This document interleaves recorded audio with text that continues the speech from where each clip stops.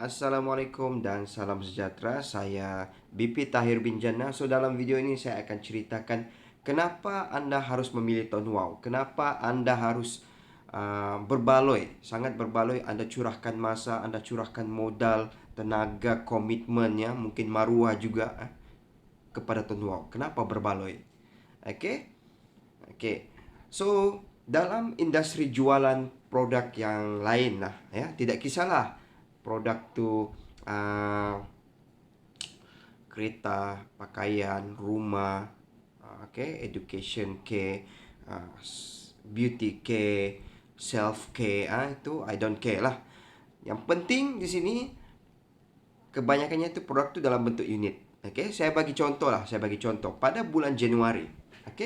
Pada bulan Januari kita ambil satu contoh lah. Kita ambil contoh jam. Jam. Kita ambil contoh jam.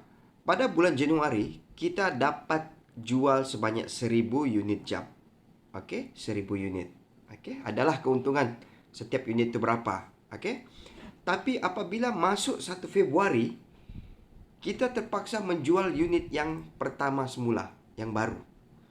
Kita terpaksa jual unit yang baru. So bulan Februari itu bermula daripada unit yang pertama. Jadi bulan Februari itu sebanyak 28 hari bulan, mungkin jualan kita meningkat sebanyak 100 unit. So jualan pada Februari itu 1100. Bermakna Januari dan Februari itu dia punya jualan tu tidaklah terlalu beza. Dia punya gap tu bukan gap. Perbezaan kenaikan tu tidak jauh berbeza. Sebab apa? Masa dan komitmen kita mungkin sama seperti Januari. Sebab tu jualannya, hasilnya sedikit lebih kurang. Ataupun pada masuk bulan Mac, ya. Masuk bulan Mac kita kena jual jam tu semula daripada unit yang pertama. Daripada unit yang pertama kita kena jual. Dan mungkin pada bulan Mac ini jualan kita merosot sedikit, sebanyak 800 unit. So kalau kita nampak Januari, Februari, Mac, jualan tu tidak jauh berbeza, ya. Sama ada dia naik sedikit atau kurang sedikit. Sebab apa? Sebab tadi masa dan komitmen kita sama seperti bulan yang lalu. Jadi hasilnya juga kemungkinan hampir sama. Jadi kalau kita cakap, sebab dalam bisnes ini kita mau maju, kan. Jadi apabila rata nih, performance kita rata, jadi itu kita anggap tidak ada kemajuan. Sebab sama sahaja. Maintain lah, tapi tidak ada kenaikan. Jadi inilah yang berlaku dalam apa-apa bidang jualan yang di luar sana. Malangnya, kalaulah pada bulan April kita dilarang menjual. Contohnya dalam keadaan PKP, kita dilarang buka kedai. Tidak ada income. So, totally zero. Tidak ada unit yang mampu kita jual. Itu contoh. Jadi situasi inilah yang memenatkan sebenarnya. Situasi inilah yang memenatkan kepada orang marketing, ya. Macam kita ni, kita menjual barang, kan. Inilah yang memenatkan. Sebab apa? Setiap satu hari bulan kita berperang, ya. Kita berperang dengan jualan yang pertama. Kita kena kejar sales 1, 2, 3. So bila masa kita akan rehat, pension? Bila masa? Tidak ada. Sebab kalau kita rehat, tidak ada unit yang terjual. Itu masalah. So dalam jualan yang normal ni, setiap satu hari bulan bermula jualan yang baru. Dan no sales, no income. Jadi kita perlu menjual. Sebab kalau kita tidak menjual, kita tidak ada income langsung. Dan kebanyakannya customer ni ibarat touch and go. Kenapa touch and go? Contohlah, saya dapat satu barang. Saya jual ni jam ni kepada si Abu. So Abu ni dia jadi customer saya. Dia pembeli pada jam ni. Dan tidak mungkin saya minta Abu tolong beli jam pada bulan hadapan, saya minta Abu beli lagi. Tidak mungkin dia mau beli produk yang sama berulang dengan jangka waktu yang terlalu dekat. Bulan Februari dia beli, bulan Mac dia beli, bulan April dia beli. Jadi kalau 1 tahun tu dia ada 12 jam. Tidak mungkin. Jadi ibarat customer kita ni tidak ada yang loyal. Semuanya touch and go. Datang dan pergi. Datang yang baru, pergi. Pergi yang lama, datang yang baru. Dia bertukar-tukar begitu. Okay, touch and go. Jadi apabila touch and go, kita tidak ada satu jumlah pengguna setia. Inilah yang menjadikan kita punya jumlah sales tu lebih kurang. Sebab orang yang pergi berganti-ganti. Mungkin dia ada datang tapi jangka waktu yang jauh. Mungkin lepas 5 bulan, lepas 6 bulan, lepas setahun. Jadi kadar repeat sales tu sangat-sangat kurang. Inilah yang berlaku dalam sales. Yang menyebabkan kita sangat penat menjual. Siapa cakap menjual ni best, kan? Menjual ni adalah satu kerja yang sangat penat sebab kita perlu meyakinkan orang, kan? Tidak apa. Apa yang mempengaruhi jualan sebenarnya? Kenapa jualan kita sedikit lebih kurang, kan? Sama saja, kadang-kadang lebih sikit, kadang-kadang turun sedikit. Sebab masa operasi kita sama. Pada bulan lalu kita buka jam 8 pagi, kita off jam 5 petang. Bulan depan pun sama, 8 pagi, 5 petang. So sama. Kecuali kita ubah masa operasi kita, tiba-tiba lanjut sampai jam 12 malam. So automatik jualan kita meningkat. Sebab masa operasi kita sudah bertambah beberapa jam. Ataupun mungkin kita tambah cawangan. Satu cawangan beroperasi 8 jam. 2 cawangan beroperasi 16 jam. 3 cawangan beroperasi 24 jam. So untuk tambah masa operasi kita perlu buka cawangan yang lebih. So apabila kita buka cawangan yang lain, automatik kos kita meningkat, pening kita pun meningkat. Jumlah tim dan pekerja. Pada Januari tadi yang menghasilkan 1000 unit jam, Januari itu mungkin kita ada tim ataupun pekerja kita sebanyak 10 orang. Sebab itu boleh menghasilkan 1000 jam. Tapi 1000 unit jam ya. Tapi di bulan Februari kita masih bergantung jumlah pekerja yang sama. March pun pekerja yang sama. Jadi performance tu sama saja. Kecuali kita buka satu kedai lagi, kita tambah pekerja yang baru, kita boleh dapat gandakan jualan. Tapi macam saya cakap tadi, apabila kita buka cawangan yang baru, peningnya pun bertambah juga. Kos meningkat, jualan meningkat. Dan keadaan. Ini pun keadaan mempengaruhi juga jualan. Contohnya keadaan sekarang ni PKP. Kalau dulu kita boleh jual 1000 unit, tiba-tiba PKP diumumkan, kita mampu dapat jual 200. Sebab mungkin masa terhad, customer terhad, orang takut keluar, kan? Ini keadaan. Ataupun produk kita ni tidak sesuai di musim hujan. Contoh kita jual ais krim, tiba-tiba hujan. Keadaan tidak mengizinkan kita menjual. Kita jual makanan gerai, tiba-tiba hujan, kita tidak dapat menjual. So keadaan-keadaan begini yang mempengaruhi jualan. Yang keempat, stok. Stok juga mempengaruhi. Sebagai contoh, mungkin bulan Januari kita dapat jual 1000 jam sebab stok kita cukup 1000. Bayangkan pada bulan Februari stok kita lambat sampai. Sebab apa? Sebab PKP. Kapal terbang pun tidak terbang. Stok lambat sampai. Akhirnya apabila stok kurang, jualan otomatis kita mengurang. Jadi di sinilah beberapa perkara yang mempengaruhi jualan kita. Kita berbalik kepada Ton Wow pula. Dalam Ton Wow ni adalah satu bisnes supply SIM card. Kalau orang tanya saya, Ton Wow ni apa? Bisnes supply SIM card. Kita adalah pusher SIM card. Kita adalah pengedar SIM card.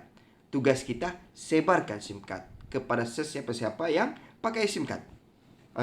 So apabila kita supply SIM card ni, sebenarnya SIM card kita ni terbahagi kepada 3 kategori setelah kita supply. Saya bagi contoh lah. Pada Januari, saya supply sebanyak 100 SIM card kepada tim. 100 SIM card. So, daripada 100 SIM card ni, kemungkinan 30% ataupun 30 keping ni tidak didaftarkan oleh orang. Okey? Mungkin tim kita dia beli stok tapi dia simpan di bawah almari, dia simpan di wallet, tercicir. Akhirnya SIM card ini tidak terdaftar. Okey? Terjual tapi tidak terdaftar. So kita tidak dapat income. Okey? Okey, mungkin 30% lagi terdaftar tetapi expired. Mungkin dia daftarnya sebab jaga hati kawan. Alah, RM10 daftar sajalah. Lepas daftar dia tidak top up, dia biarkan expired. Ataupun dia daftar, dia top up 1-2 bulan, dia port out ke telco yang lain. Ini pengguna yang sementara, sekejap saja. Dia daftar tapi dia expired. Mungkin 30% daripada 100 SIM card yang kita supply. Okey, tidak apa. Yang penting sekali adalah yang ketiga, kategori yang ketiga. Saya bagi contoh, 40% daripada 100 keping itu pengguna yang daftar dan kekal aktif. Ini pengguna setia. Jadi pengguna setia inilah yang sebagai aset kita sebenarnya. So daripada 100 SIM card ini, kita tidak boleh anggap 100 SIM card aku sudah supply, income saya berdasarkan 100 SIM card. Tidak. Kemungkinan hanya 40% saja. Mungkin 30%, mungkin 40%, mungkin 50%. Bergantung sejauh mana kita beri kepada mereka knowledge. Okay? Kalau diorang faham kebaikan SIM card ni, diorang faham cara guna, mungkin kadar pengguna aktif ni yang terdaftar dan kekal aktif ni, aset kita ni akan bertambah. So, sebenarnya dalam Tonwow ni, setiap bulan kita hanya mengumpul jumlah aset. Okay? Jumlah pengguna yang kekal aktif. Okay. Apa ciri-ciri pengguna yang kekal aktif ni? Biasanya mereka ni kekal nombor lama. Okay? Orang yang kekal nombor lama ni, dia sayang nombornya. Okay? Dan tidak ada orang, ini hari tukar daftar Tonwow, besok dia tukar lagi. Besok dia tukar lagi. Telco, tidak ada. Okey, dia akan guna Tonwow ni, kalau berbaloi bagi dia akan kekal pakai lama. Ataupun orang yang jenis kedua, iaitu orang yang ada income. Saya bagi contoh, anda ada income RM1,000.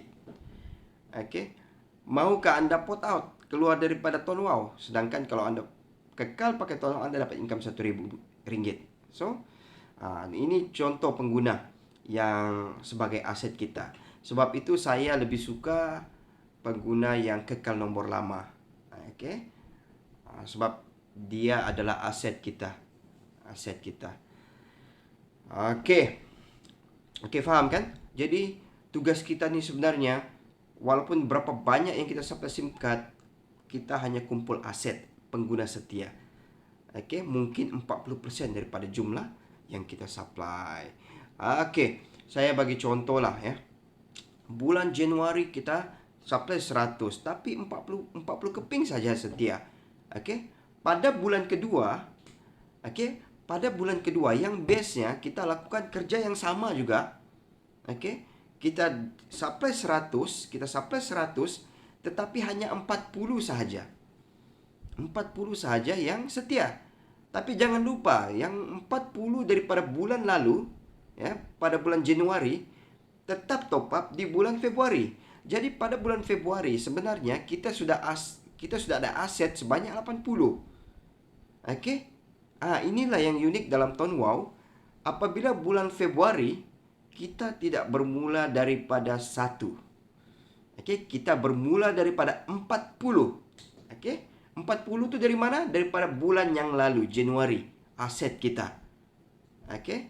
Cuma pada bulan Februari pun kita buat jualan. Bertambahlah 40 lagi yang baru. So kita ada 80. Pada bulan ketiga kita tidak bermula daripada kosong. Kita tidak bermula daripada yang pertama. 80 terus. Okay? 80 sudah ready top up pada bulan Mac. Dan bulan Mac tu mungkin kita supply lagi 100. So bertambahlah 40. Pengguna setia kita, aset kita. So pada bulan Mac kita sudah ada aset sebanyak 120. Okay? So 120 ini akan ready top up pada bulan April. Okay? Kita tidak bermula daripada 1. tidak bermula daripada kosong, tapi 120 akan ready top up di bulan April. So bulan April mungkin kita ada penambahan sebanyak 40. So bulan April kita ada aset sebanyak 160. So inilah yang best dalam Tuan Wow. Kita punya power repeat sell daripada pengguna setia. Okey, sebab pengguna setia ni yang 40 orang ni di bulan per Januari, dia akan top up pada bulan Februari, dia akan top up pada bulan Mac, dia akan top up bulan April, Disember tahun depan, 2 tahun akan datang, 3 tahun akan datang ya. Okey. Jadi inilah yang kekuatan ada dalam Tuan Wow. Okey, pada bulan Mei. Pada bulan Mei, mungkin kita tidak jual apa-apa SIM card. Tetapi kita tidak perlu risau sebab 160 aset SIM card kita di bulan April akan ready top up di bulan Mei. Jadi walaupun bulan Mei tidak ada jualan langsung, jualan baru, kita tidak perlu takut sebab repeat sell daripada 160 orang itu sudah ready untuk top up di bulan Mei. So kita boleh tidur di rumah, relax, enjoy, tapi kita ada jaminan pendapatan daripada 160 orang. So inilah yang hebat dalam Tuan Wow. Kalau anda rasa anda ingin pencen suatu hari nanti dengan angka yang stabil, anda perlu buat Tuan Wow Plus. Okey? Saya bagi contoh. Apa yang berlaku selepas 5 tahun akan datang jika proses yang tadi itu, yang 100 setiap bulan, 100 pengguna setia terdaftar setiap bulan selama 5 tahun. Okey, bulan 1 Januari 100 pengguna setia, bulan 2 200, bulan 3 jadi 400. So selepas 5 tahun, 60 bulan, anda sudah mempunyai 6,000 SIM card aset dalam tim anda. So 6,000 SIM ini, kalau dah semua top up RM50 sebulan dan anda layak overriding sebanyak 5%, income pasif anda sebulan sebanyak RM15,000 setiap bulan. Walaupun bulan selepas 5 tahun tu anda tidak jual lagi apa-apa pun, anda boleh declare anda pencen, mau tinggal di rumah saja, mau berkebun ke apakah, suka hatilah, tapi anda ada income pencen sebanyak RM15,000 sebulan hasil daripada 6,000 SIM card tadi yang setia. Itu 100 SIM card, tapi hakikatnya income ini boleh mencecah bukan lagi RM15,000, RM150,000 pun boleh, RM200,000 pun boleh. Ini hanya anggaran 100 SIM card sahaja setiap bulan yang aktif sebagai pengguna setia. So disinilah endingnya, sebab macam saya cakap tadi, siapa cakap menjual ni tidak penat? Sangat penat tuan-tuan. Tapi dalam Tuan Wow ni berbaloi anda curahkan masa, komitmen dan maruah. Mungkin orang bilang aku jual SIM card ni bikin malu sih. Tidak apa. Satu hari nanti kita akan rasa berbaloi. Sebab apa? Masa tu orang sibuk masih menjual, kita di rumah, kita punya income masih jalan. Orang masih setengah mati menjual setiap bulan dengan unit yang pertama, kita boleh pencen, nikmati income pasif.